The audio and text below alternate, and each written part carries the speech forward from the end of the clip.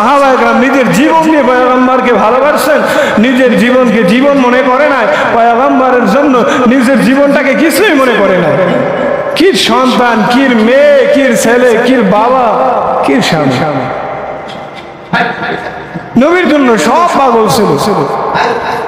আর আজকে তুমি আমি সাধারণ বিবির বিবির কাছে সৌন্দর্য লাগবে, এজন্য দাড়িগুলা কেটে কেটে কেটে কেটে কি করি, ফালাইয়ে দেয়। দাড়ির মূল্য নাই, বিবির কথার মূল্য আছে আমার কাছে। কথা কয় না, তাই না? বিবির কথার মূল্য আছে আমার কাছে।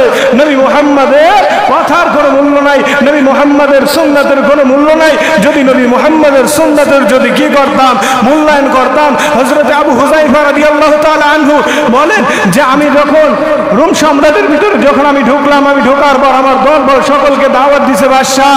যখন বাদশাহ দাওয়াত দেয়, দাওয়াত দেওয়ার পর আমি রাজমহলে ঢুকে আমার সঙ্গীদেরকে নিয়ে যখন দাওয়াতে বসলাম, খানা খাইতেছি। খানা খাওয়ার সময় আমি হুযায়ফার হাত থেকে এক লোকমা খানা জমিনে পড়ে যায়।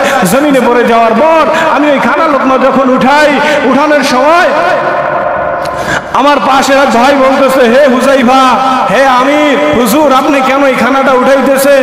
কেন? খানার তো কোনো অভাব নাই, এই রাজপ্রাসাদে তো কি নাই, খানার কোনো অভাব নাই, আপনি এখান থেকে খেয়ে নাই, ওটা কেন উঠান?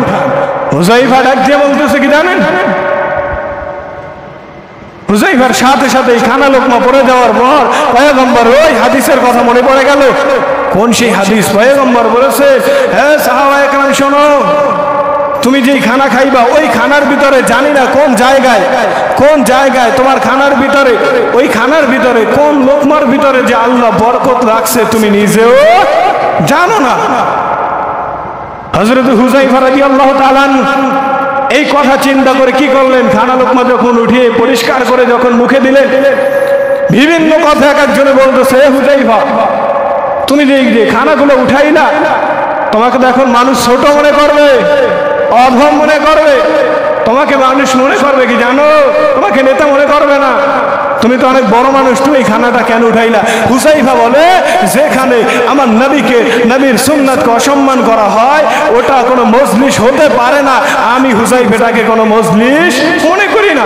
আমি হুযায়ফাকে যে কে ভালো দেখুক বা কে খারাপ দেখুক তাতে আমার কিছু আসেও না, যায় না। আর ওখানে যদি আপনি আমি বসতাম, সাধারণ তাকাইয়ে দেখি, যদি ভালো কোনো খাবার হয়, ভালো খাবার হলে যদি যদি প্লেট থেকে যদি কি হয়, এক লোকমা খানা যদি জমিয়ে পড়ে যায়, ওই খানাটার উঠাই নাকি? কেননা ভালো ভালো খাবারের অভাব নাই, খেতে পারবো, সামনে তো খাবার আসছে। এরা শুধু শুধু বড় হয় নাই, এক একটা সুন্নাতের কারণে, এক একটা সুন্নাতকে সম্মান করার কারণে আমার আল্লাহর কাছে এত দামি হয়ে গেছে, জান্নাতের টিকিট এরা দুনিয়ার জমিনে বসে পাইছে।